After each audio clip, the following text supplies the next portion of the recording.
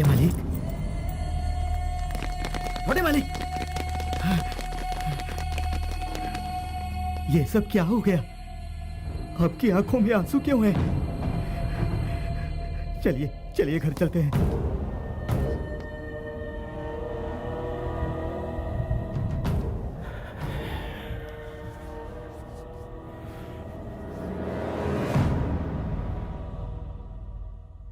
कृष्णा, तुम्हें डर नहीं लगा?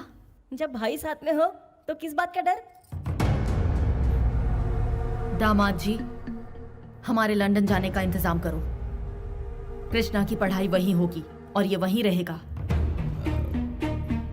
इस देश से और अपने बड़े बेटे से दूर चले जाएंगे। मेरे लिए तुम लोगों की सुरक्षा सबसे अहम है। वेंकट जी को फोन करके कहो कि सारे इंतजाम करके रखें। माँ जी, मुझे कहा गया कि आपको साड़ी पसंद है। मुझे ना पसंद होते हुए भी मैंने पहनी।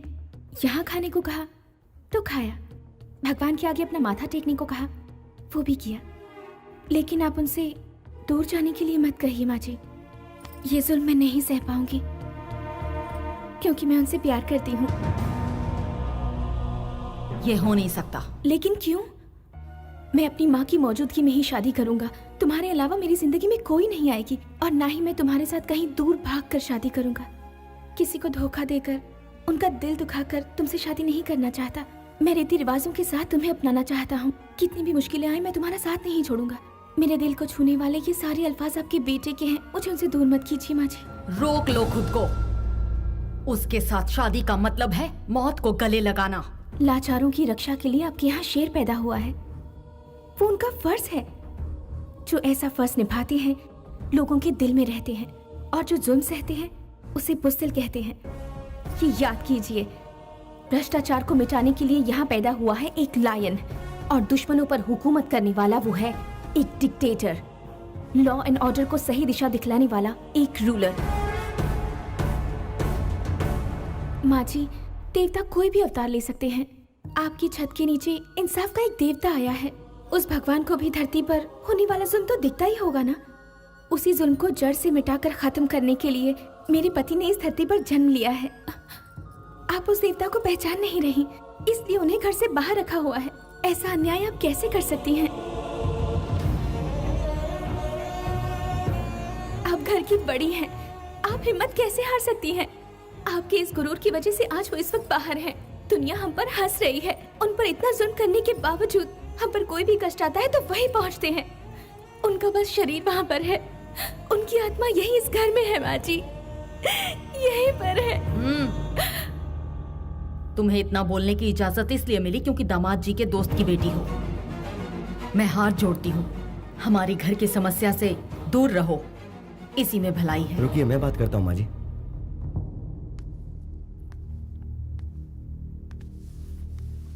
विदेश में पली बड़ी लड़की के लिए हमारे घर में कोई जगह नहीं है। तुम यहाँ से चली जाओ।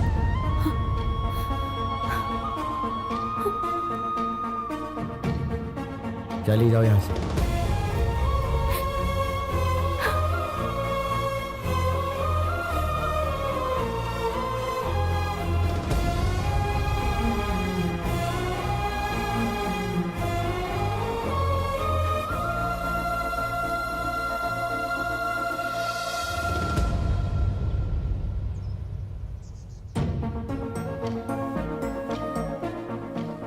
तुम यहाँ क्या कर रही? मैंने अपना जीवन साथी चुन लिया है।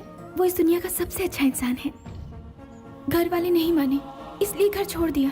अब आप ही बताइए, मैंने सही किया ना? वैसे मुझे तुम्हें रोकने का कोई अधिकार नहीं, फिर भी तुमने घर वालों का दिल जीता है, उनसे घुल मिल गई है, इसलिए ये ठीक नहीं है। तो ठीक क्या है बताइए ना। देखिए, आपकी दीदी को कुछ हुआ तो जीजा जी हैं, आपकी दादी को कुछ हुआ तो सबके सब हैं, लेकिन आपका यहाँ ख्याल रखने वाला कोई नहीं है। मुझे आपसे मोहब्बत है, इनकार मत कीजिएगा। इस बारे में मैं कभी नहीं सोचता। घर से निकलते वक्त पता नहीं होता कि लौटूंगा कि नहीं। ये बिना गारंटी की लाइफ क्या तुम्हें मंजूर है? गारंटी वारंटी देखने के लिए ये कोई बिजनेस डील नहीं है, जिंदगी है। मुझे आप पसंद हैं, हर हालत में पसंद है। आपकी बातें मुझे पसंद है, आपके साथ बिताया हर पल मुझे पसंद है। तुमने सिर्फ इस गांव का ही भला नहीं किया, बल्कि इतने सारे अनाथ बच्चों को सहारा दिया है। उन्हें 2 वक्त की रोटी खिलाते हो, भटके हुए को सही रास्ते पर लाते हो।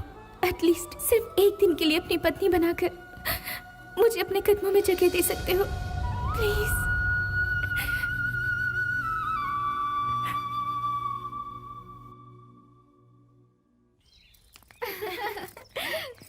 वहाँ जाकर हमें भूल तो नहीं जाएगी? आइए आइए।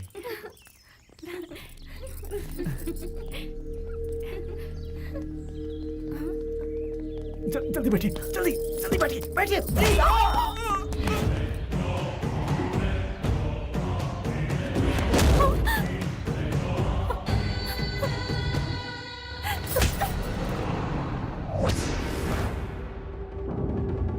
वो तुझे ढूंढते हुए यहाँ जरूर आएगा। गांव छोड़कर जाने के लिए उसने मुझे मजबूर किया था। मेरी तब से सनकी हुई है जब उसने मेरे गाल पर तमाचा मारा था। उसने मेरा घर तबाह कर दिया, लोगों के सामने मेरी बेइज्जती की। उसे जिंदा नहीं छोड़ूंगा मैं, खत्म कर डालूंगा मैं उस कमीने को।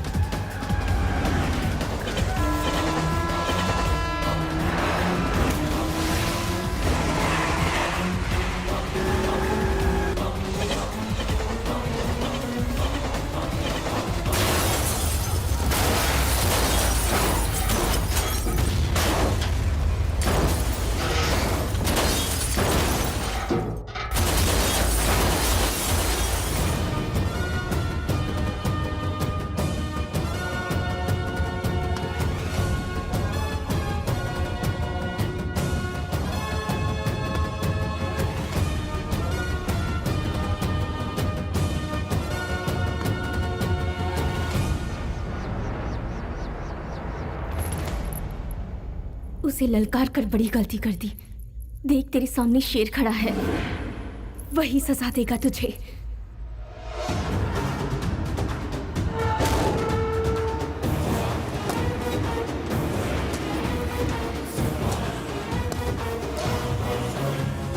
दो मिनट दो मुझे।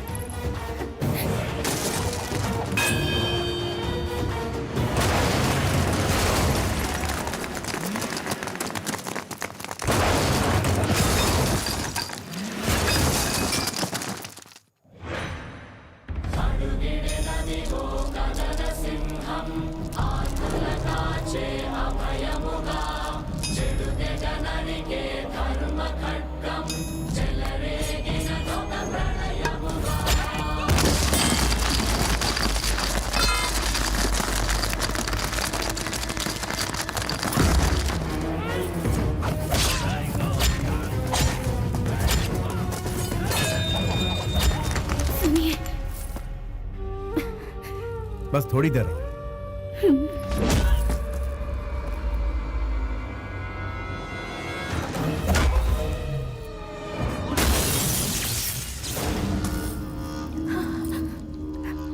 I love you.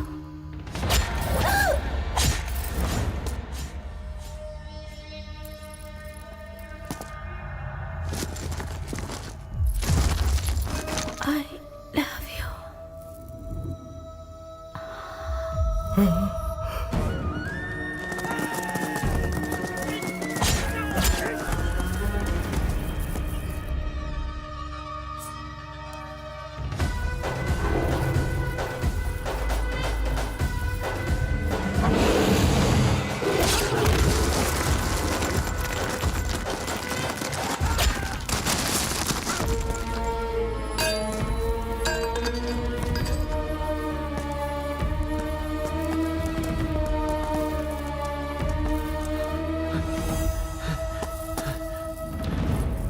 Shweta, Shweta, Shweta.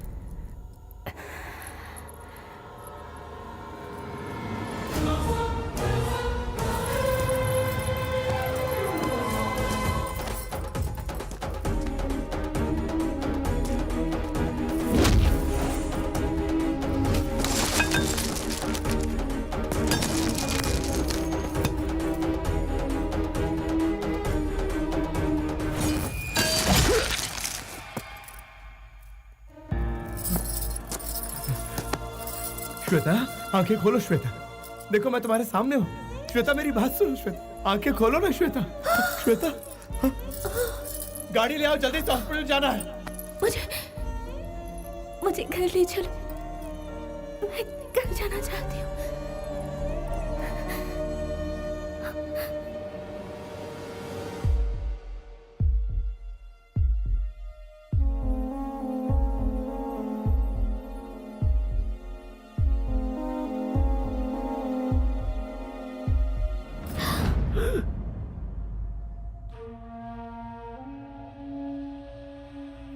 Sir, शीज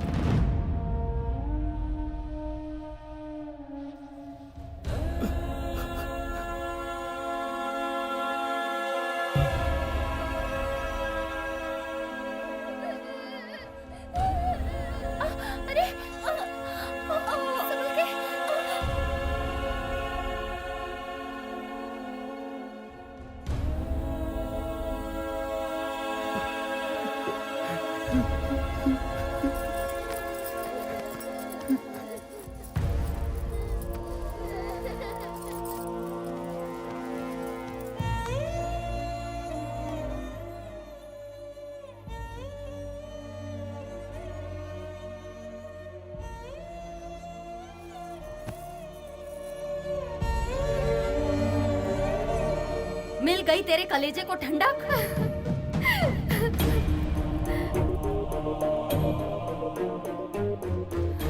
हमारे परिवार के और कितने लोगों को शमशान पहुंचाएगा तू? तेरा इस घर पर कोई हक नहीं और ना ही हमारी जिंदगियों पर कोई हक है। तूने जो रास्ता चुना है वो सिर्फ मौत की ओर बढ़ता है। इस पर चलकर कुछ हासिल नहीं होगा। हर घर में खुशियों के दिए जलाए जाते हैं, लेकिन हमारे घर में दिए के बदले चिता जलती है। अब मैं अपने लोगों की लाशों का बोझ नहीं उठा सकती।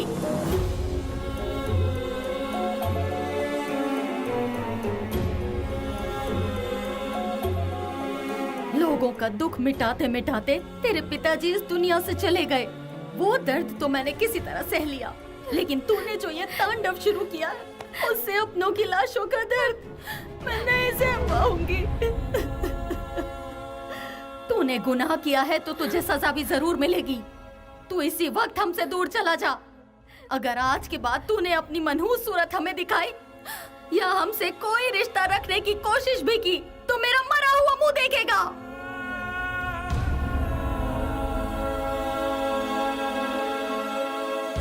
अब जा यहाँ से, चला जा।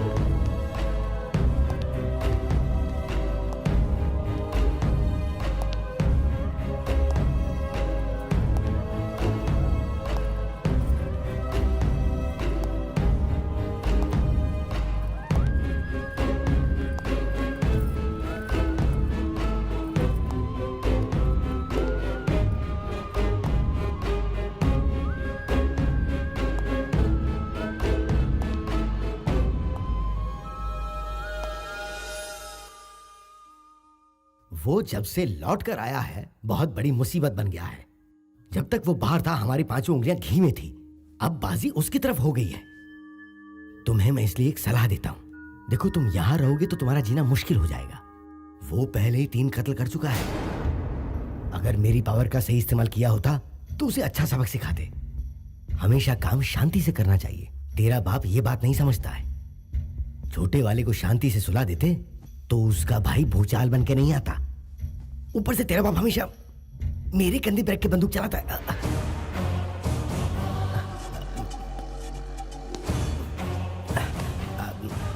प्रैक्टिकली जो कुछ भी तुम कह रहे हो वो बिल्कुल करेक्ट है। जिसको मैंने बनाया उसका फायदा उठाना कोई गलत बात है? मेरे सामने खड़े होकर बात करने की हिम्मत किसमें है, बता। मेरे पास ये पावर है, वो पावर है, ऐसे पावर है। ये बोलना बहुत आसान है लेकिन साबित करना मुश्किल। किसके दिल में मेरे लिए क्या रखा हुआ है ये मेरी समझ में आ गया है। मेरे बगैर तुम कुछ भी साबित नहीं कर सकते। तुम सिर्फ खुदकुशी कर सकते हो। Jitendra, you are always perfect. तुम्हारी कुर्सी पक्की समझो। सीएम तुम्हारा नाम अनाउंस करने जा रहे हैं। इस वक्त तुम क्या सोच रहे हो ये मैं जानता हूं। तुम पर क्या बीत रही है ये भी जानता हूं। तुम्हें अपने आप को संभालना ही होगा। तुम्हारे दुश्मन ने मुझे बहुत बड़ा चैलेंज किया है। तुम्हें जीतना ही होगा। मैं तुम्हें उस सीट पर बैठा देखना चाहता हूं। मैं जानता हूं तुम्हारे बाएं हाथ का खेल है। बस तुम हैदराबाद पहुंचो।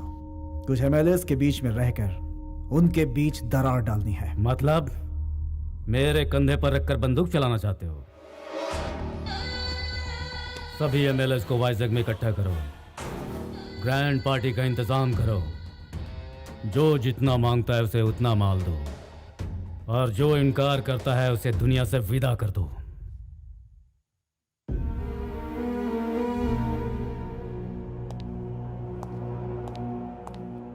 अब उनकी जान को कोई खतरा नहीं है। कुछ दिनों के बाद आप उन्हें घर ले जा सकते हैं। इसे भगवान की लीला ही समझिए।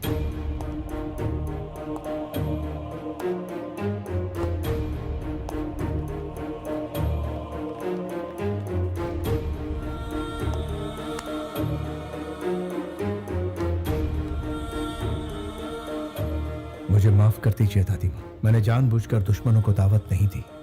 उन्हीं को कौन टाल सकता है। एक काम और बचा है जिसे पूरा करने के बाद आपके सामने कभी नहीं आऊंगा। इंसाफ के लिए कफन बांधने वाले तुम एक शेर हो। तुमने जो कुछ भी किया हालात को देखते हुए वो बिल्कुल गलत नहीं था। तुम्हें अपने परिवार वालों की फिक्र थी।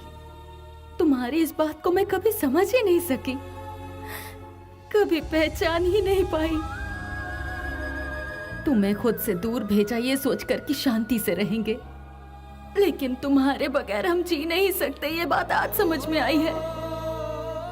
अपने लिए जीना कोई जीना नहीं है। अपनों के लिए जो जिए सही मायने में वही जीना सही जीना है बेटा। अपनी खुशी के लिए मैंने तुम्हें अपनी नजरों से दूर कर दिया था बेटा। जिंदगी भर तुम अनाथ की तरह रहे, इसके लिए मुझे माफ कर। दादी माँ, नहीं दादी, नहीं दादी माँ।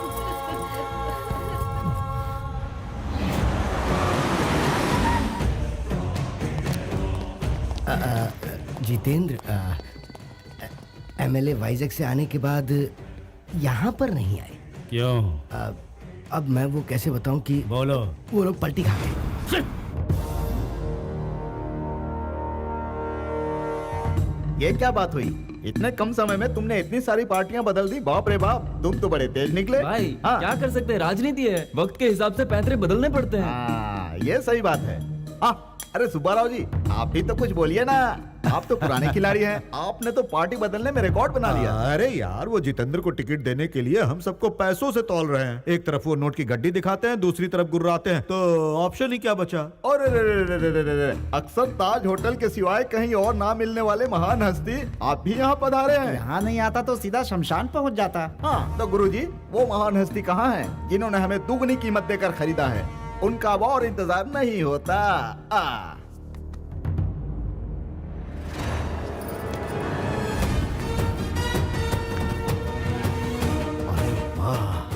लगता है है शेर आ रहा है, इसके साथ रहने में बहुत फायदे हैं। हाँ।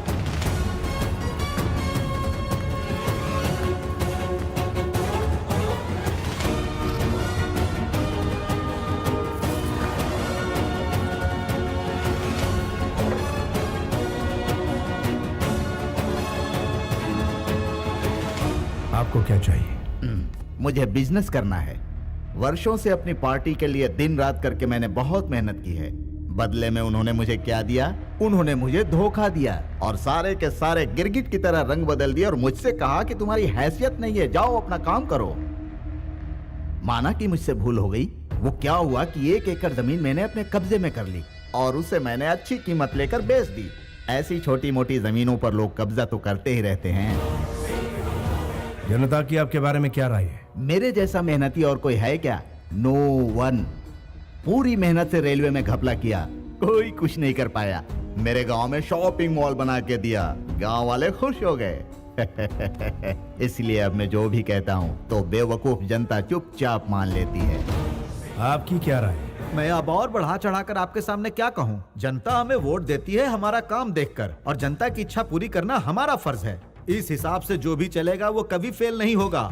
और मान लो अगर गलती से कोई फेल हो भी गया तो वो घर में बैठकर भी जनता की सेवा कर सकता है। इसी तरह मुझे भी कहीं जाने की जरूरत नहीं पड़ती।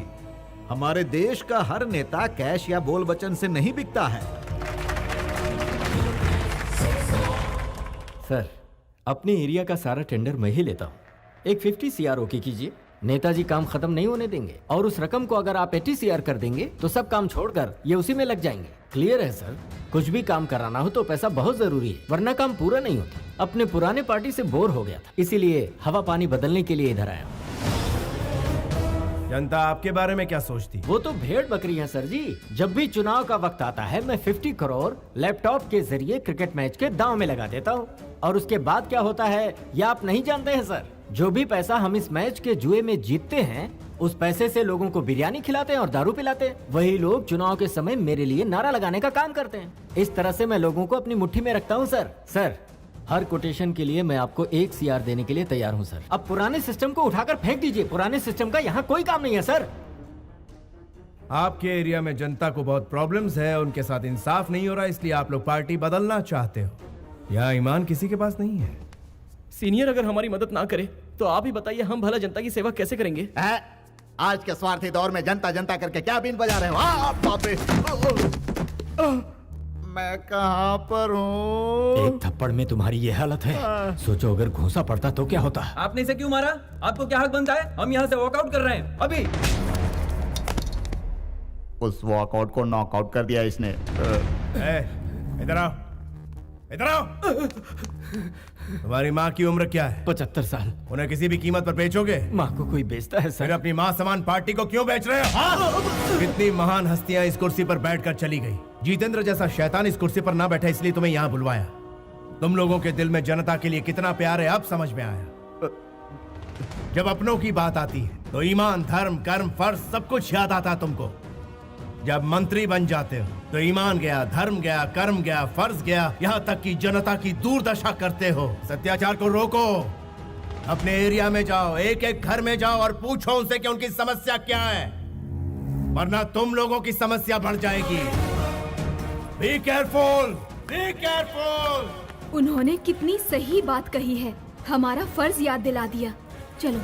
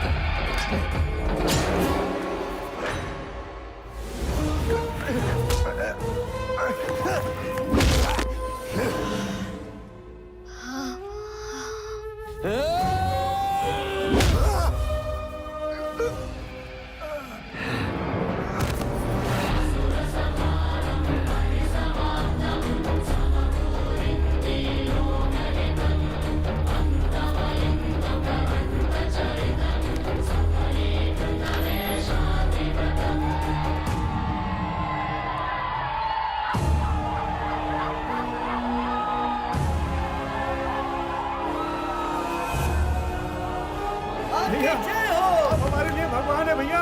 भैया भगवान है। जिन्होंने हमारे बारे में सोचा आप भगवान का रूप है। महान हस्तियां कह गई हैं, समाज ही मंदिर है, जनता उसका देवता। मैं भी यही मानता हूं। जब तक इंसाफ नहीं मिलेगा मैं यूं ही लड़ता रहूंगा। असली नायक वो होता है जो हक के लिए लड़ता है, वो इंसाफ की सेवा करता है, ना कि अपनी सेवा। There is no king in the democracy. Only people are the rulers. निर्णय भी आपका और विजेता भी आप ही। यथो धर्मा तथो जया। जहां पर धर्म है वहां अवश्य जीत है। This is the victory. आपकी विक्ट्री।